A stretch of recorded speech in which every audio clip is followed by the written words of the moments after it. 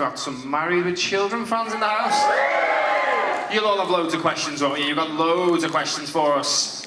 Microphone 1, microphone 2. We're going to have Jermaine walking around when he comes back with a microphone if he can't get up. I'm doing alright to fill up the time, aren't I? I'm doing okay at this. Yes, Ben, we believe in you. Was less than enthusiastic. Right, guys, please give a massive Liverpool welcome for one of my favourite actresses, the incredible Katy Segal!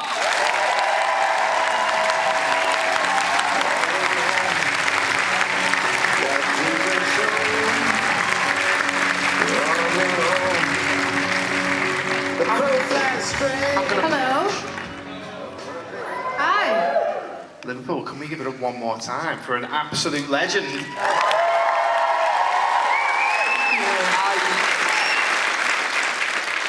I'm being super professional, I've got notes. I've done a lot of these Q&As in my time. I have never been as excited for one as this. Oh, really? Yeah, well, because, not just because I'm flirting. You have done some genuinely incredible work over the last so many decades, and I do feel it's an honour for you to join us in Liverpool, not just for Sons of Anarchy. I know there's a lot of Sons of Anarchy fans, there's a lot of Futurama fans, Married with Children fans. 8 simple rules. So we're going to take questions from the audience and I'll just chip in every now and then. That's great. Is that okay? Have we got anyone up for questions already? Oh, they're so quiet today. Can we start with Married with Children? Sure. And we'll go absolutely back in time. Yes. Time. So you played Peggy Bundy. I did. On Married with Children. Yes. Working with the incredible Ed O'Neill. Yes. And obviously all those years ago you were doing an amazing comedy series and you both went on to do, like, you did Modern Family and you did Sons of Anarchy right into the 2010s. Did you ever think when you were working on that show your career would just keep going? Oh, no, no, no. I did not. I started my career as a musician, so I had worked mostly on the road for most of my 20s, and when Married with Children came along, it was one of the few acting jobs that I had decided, yeah, okay, I'll be open to doing this, and I got a call to come in. It was I thought it was hysterically funny, but I didn't think anyone else would think it was funny, because it was very dark for the time. And plus it was on the Fox network, which really wasn't even a network yet. So you had to have like little rabbit ears on your television to even get the Fox network. So no, it was a huge surprise that so many people related to it. And it ran for what? How many years was it? 11 years. Was it 11? 11 years. Was it 11 seasons? 11 seasons. Wow. Yes. Because I watched Married with Children at a far too young age. I'm sure you. I would have been maybe 6 or 7. Did anyone else have that? It was like Friday night, ITV. Mum let me stay up. I had no homework. Wasn't doing anything the next day. Love and Marriage. The theme song kicks off, and I'm like, this looks good.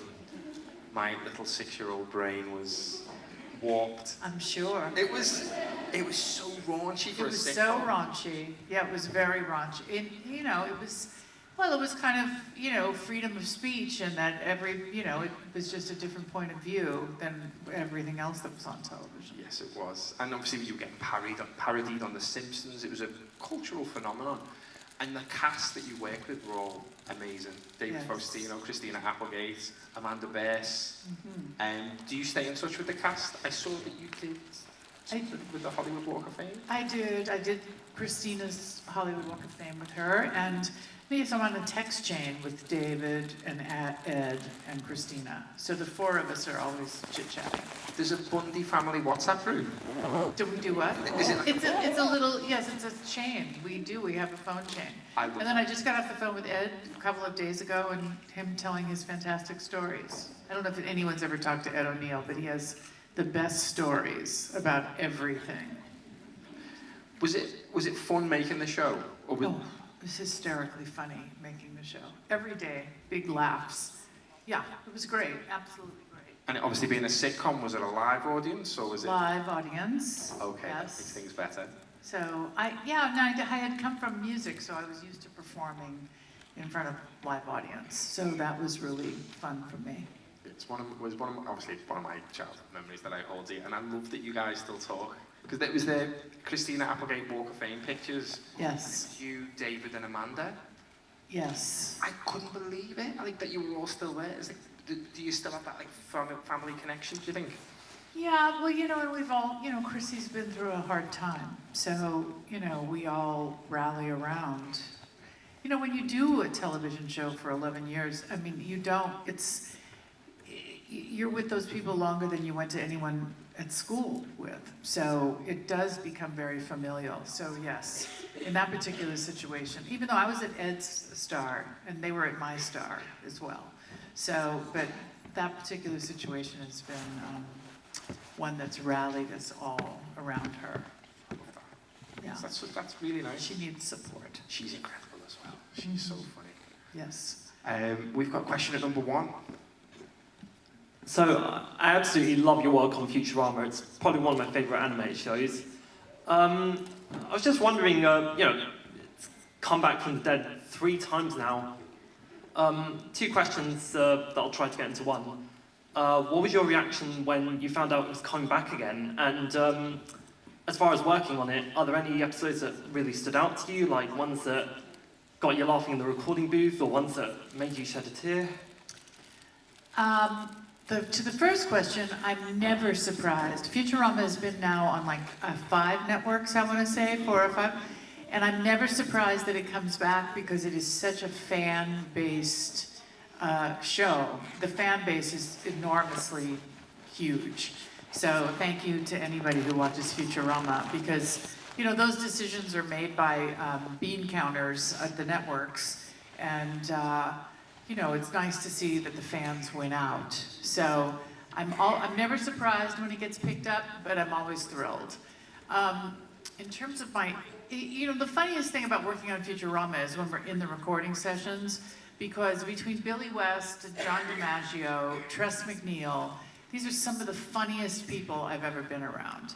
So not only are the episodes funny, but the banter as we're recording is hysterically funny because they're all going off in voices. They do a billion voices. Me as Leela, I'm not really a voice actor. I don't have tons of experience at it. So my voice is really just my voice. And, there's been so many episodes, it's hard to recall what would be a favorite. I think, obviously you were like the celebrity name for Futurama, because the rest of them, as you said, are voice actors and they've gone on to do things in their own right. For a good while there, and certainly now, Futurama's definitely overtaken The Simpsons, hasn't it? In terms of quality.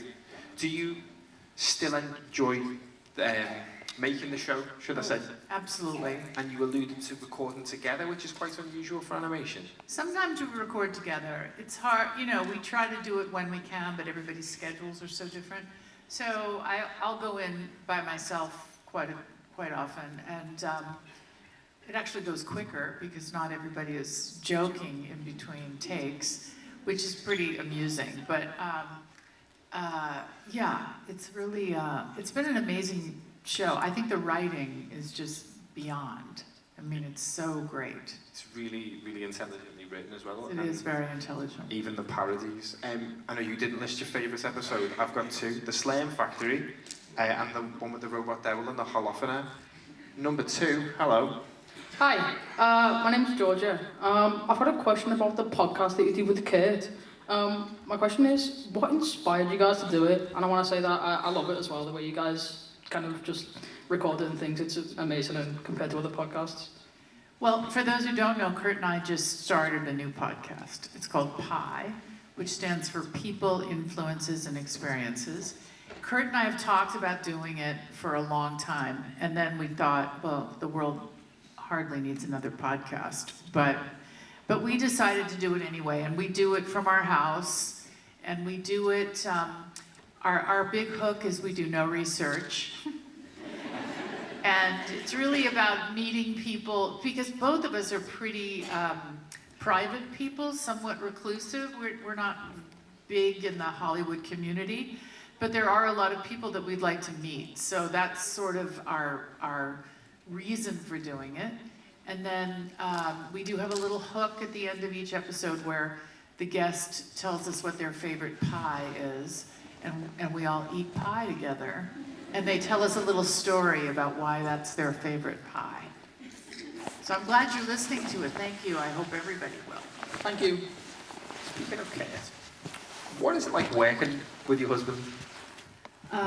It's great working with my husband. At the beginning we had to find, when we were on Sons together, we had to find a balance so that we didn't talk about it 24/7.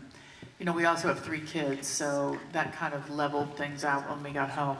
But my husband is a really, really good writer. So, and he's a good boss. So as long as I realized he was the boss, which sometimes was difficult, we get along great. I love the idea of that creative partnership and having to say, hang on, no, we're having dinner here, we can't talk about this. He wrote on one of my favourite TV shows, The Shield. Yes, the best. Incredible, genre-defining piece of police fiction. You were in The Shield? I was in The Shield. Was that pre or post-marriage? That was pre-marriage, but we were dating. Ah. And I can't even remember the character. I played John Deal's wife. This was right after Kurt and I had started dating, actually. He was on The Shield, and I was brought on as a guest star. Maybe it was a ploy. I don't know. The guest stars were phenomenal on that show. Yes, they were. Writing was amazing. Obviously, you can see where that developed into Sons of Anarchy, where he sort of holds no, he takes no prisoners, so to speak. Takes no prisoners, Kurt. Incredible writer. Number 1, hello. Hello, very nice to meet you. I came to see you especially from Bulgaria, where now they are showing Married with Children, currently even. And I would like to ask you 2 things. The first one is, which was your favorite episode for these 11 years? And the second one, what would you like to say to your fans in Bulgaria? Because they are mountains. What was your favourite episode of Married with Children? Yes. What was your favourite episode of Married with Children? Oh, there's so many. Well, I do love when we killed Santa Claus. Always makes me laugh. If you've ever seen it, it's where Santa Claus comes through the chimney and we're all sitting on the couch and he crashes into the living room. And if you look very, very closely to us sitting on the couch, nobody can keep a straight face. We just took take after take after take because somebody would burst out laughing. So that was a great one. I also Ed O'Neill to me was one of the funniest people ever. And so I remember there was one episode where he bought a new toilet, the Ferguson. Yeah, so that was a really funny one. Ed and I were just on the phone last week, and, because it still runs, and we hadn't spoken for a while, and apparently he was watching old reruns of the show, and we were just reminiscing about how funny it still is. So that's the answer to that. And what I would say to my fans in Bulgaria, thank you, is what I would say to my fans, and that I so appreciate it. And I'm just kind of new to this con world. So maybe Bulgaria has a con. I'll come con with them.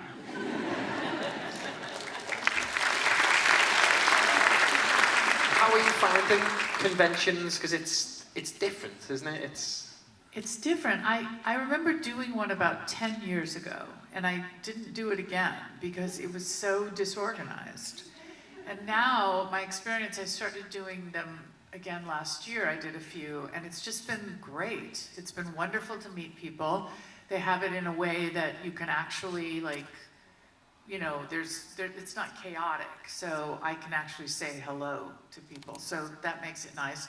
And it's just, it's great to see that what you've done, as a performer, has provided some joy and satisfaction to people. That is a lovely byproduct of what we do.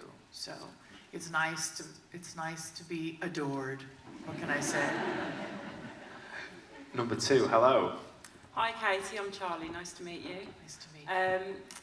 I've got one question to do with, spoiler alert if no one's seen Sons of Anarchy, but in the episode where Gemma kills Tara, do you think if she wasn't under the influence of like drinking drugs that would have happened? Do you think maybe they would have perhaps had a fight but talked it through? Or do you think she would have killed her anyway? I think she would have killed her anyway. You know, Gemma had her means of handling things. And yeah, she was a little distraught at that period of time, but you know, I mean, anybody that would defy or threaten her son in any way, not happening for her. Yeah. Okay. Thank you very much. You're welcome. What I liked about Sons of Anarchy, and don't laugh, it feels Shakespearean. It feels like broad, the broader strokes. It's Hamlet, isn't it? Yes. It's really the mother and the uncle and the son. Was that something you actively discussed? The Shakespearean influence? Kurt is a thespian, a theater thespian, so he has his master's degree in theater, and so yes, that was intentional from his point of view. Even though originally Gemma was written as a smaller role, and it was the network that said, no, let's make it that threesome, you know, in the mother-son story, and let's follow along those lines. And so Kurt was already going that way. It was intentional, absolutely. Because the dynamic between you and Charlie and Ron, that like triangle of power is just... What was it like working with those guys? Because are they, like, do you sort of jostle for position? Do you discuss how to make the scene better, or is it... What are those conversations like? They were great conversations. It was a great cast. The writing, first of all, is where it all starts, and it was written very clearly what those relationships were, so that was great. Yeah, I mean, this is a funny story, that when we shot the pilot, there's a scene where I slap Charlie, and he wanted me to hit him so hard. And I said, you know, as an actor, you know, you kind of, you know, you imitate, you know, you don't really do it. Charlie was like, no, I want you to hit me. So we shot that scene. I just remember hitting the shit out of Charlie. And he, you know, for some, you know, that was the kind of actor he was. That, you know, he was more, I guess it's methody, but he definitely, that helped him. But no, Charlie and Ron and I had lots of conversations. There were lots of things that we had to work with. So yes, we had lots of conversation. Number one. Hi, so I know this is a bit of a smaller role that you did, but I know you most from Brooklyn Nine-Nine as Jake's mum. So I was just kind of wondering what that role was like for you, what it was like to work with Andy Samberg and the crew, really. Well, Andy Samberg is lovely. You know, I think I only did 1 or 2 episodes of that. So it wasn't Jimmy Smits my husband? Yeah, but he cheated on you a lot, but you got back with him. But I did. Yeah. Jimmy Smits cheated on you? Oh, he cheated on me, yes. Yeah. It was a great experience. It was so fun. You know, as an actor, you know, you get those calls every once in a while where they're, you know, you're a fan of the show and they ask you to come be on the show. So that was one of those situations. And I was just really happy to be there. Nice, thank you. Sure. When I was prepping my list of questions, one of my notes I put the ultimate TV mom, and you've done so many like mom cameos and mom roles. Big Bang Theory, Brooklyn Nine-Nine, that 70s show. Yes. And you dropped in on a couple of episodes on what is probably my favourite animated series of all time, Regular Show. You were Mordecai's mom. Oh, you're right. Like, See, I don't even remember. well, it was just one of those things where you're listening and you're like, no way. There I was, yes. The ultimate TV mom. I suppose so, yes. I mean, there's worse things to be. Oh, no, I'm fine with it. And you've done the full range of moms. Yes, all different kinds of moms. I really, yes, all different, you know, from a murderous mom to a very sort of narcissistic mom is what I would call Peg. Even though she, you know, she just really took care of herself. There's a special place in my heart for Peggy Bunting, Yes, I tell you. me too. Number 2, hello. I have 2 questions. My first question was like, My first question is, what was it like having Charlie Hunnam play your son in Sons of Anarchy, and also, would you like Sons of Anarchy to come back? It was great working with Charlie. Charlie is one of those very giving actors, so he was very collaborative and not a big ego. He was wonderful to work with, and he was young when we first started working together, so it was great. And I don't, everybody wants the first 9, which is a prequel to Sons that Kurt has discussed doing, and I hold out hope that eventually that will get done. It's just, I don't know when. But I can't say yes, but I can't say no. Thank you.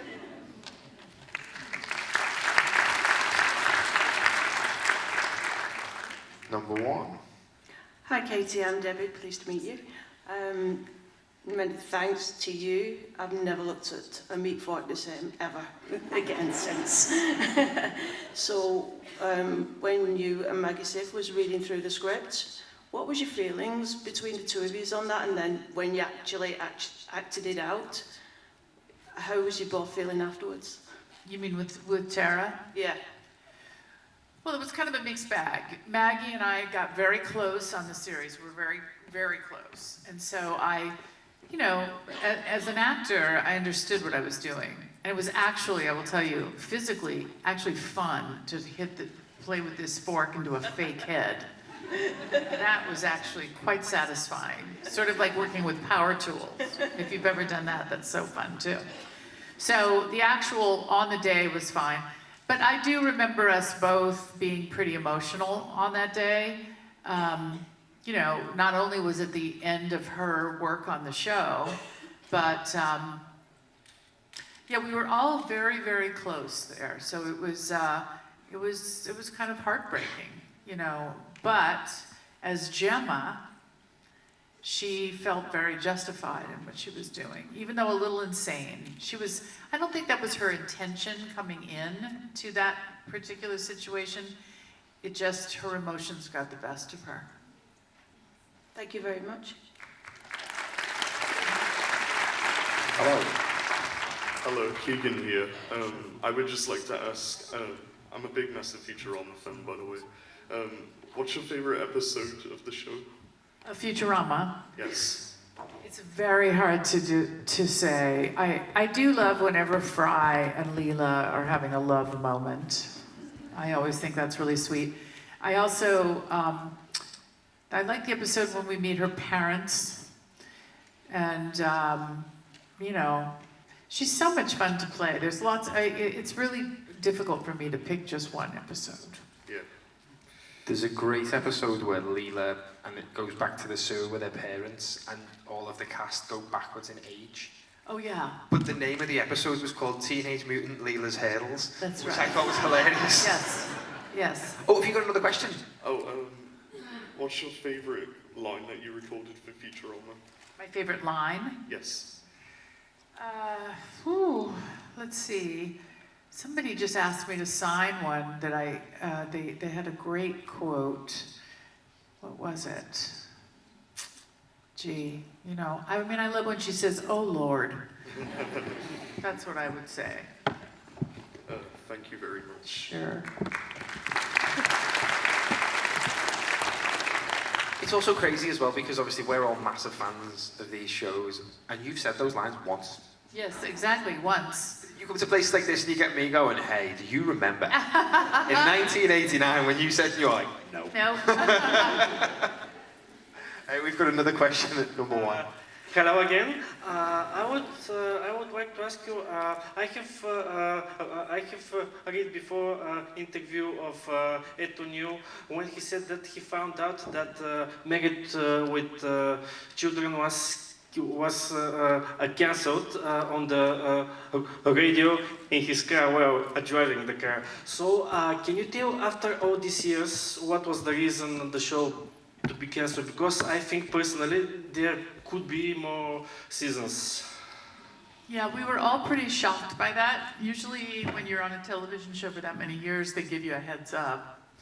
that the show will be ending. Yeah, we were all in different, I think I was at the gym on an exercise bike and I saw it on the TV. And I think in hindsight, you know, they had moved our day and time slot the season before, and the numbers must have gone down. And so, but it was never really, we probably could have gone on. I sort of felt like the joke had been told, that we were repeating ourselves quite a bit. So in hindsight, it definitely was the time to end the show. I just don't like the way they ended the show, so. 11 seasons for a sitcom is... 11 years is a long time, yeah. Even Friends started losing it at the end. Right. You've got to go out on top. That's right. You want to go out on top. You're a musician, you know, you go out. Yeah, Thank you, That's good right. night. Number 2.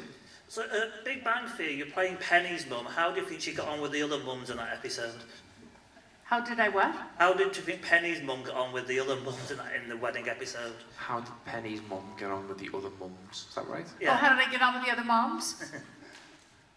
I don't quite remember. I think I got on fine. I think I was fine with them. I only did that one episode as well. So, you know, here's the thing about being an actor, which is really fun and wonderful, but you know, you go do the job, you work really hard to learn the lines, and then you get in your car and you don't remember what you just did. Well, especially when you're kind of like, when you're going from job to job to job. So it's kind of, you know, some of those memories, especially the shows where I've done 1 or 2 episodes, it's just a little bit vague as to how I felt about anybody.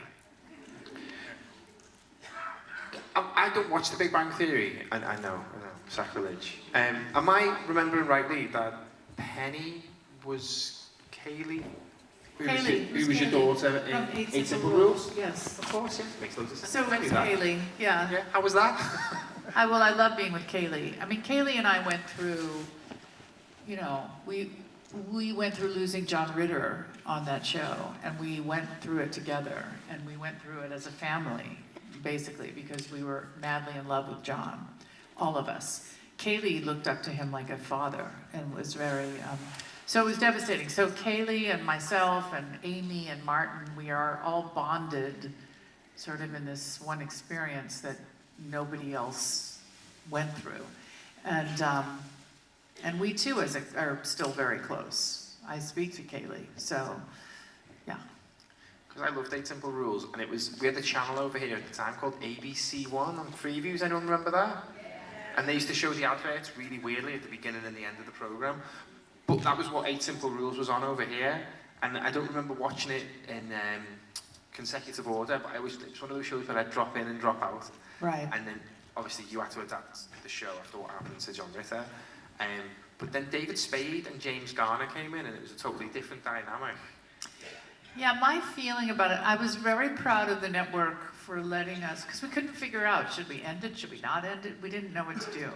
So when ABC decided, let's play it out in real time, let's play it out that this family has lost the patriarch, I thought that